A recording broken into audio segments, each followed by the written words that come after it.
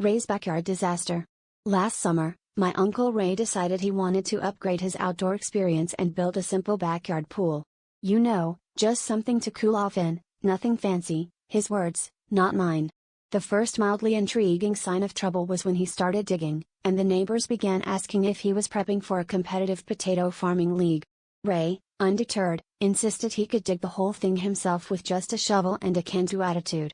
By week 2, he had what looked less like a swimming pool and more like a World War I trench system, complete with erratic zigzags and a suspiciously deep middle section for diving. As the days went on, the project began to attract neighborhood attention.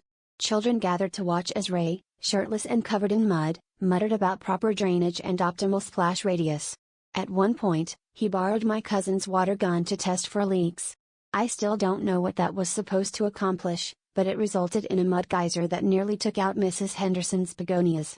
The pièce de resistance, however, was when Ray attempted to install a homemade slide, which, thanks to some green paint, a few pool noodles, and an alarming number of googly eyes, ended up looking like a life-sized crocodile lunging out of the moat he'd inadvertently created around the house.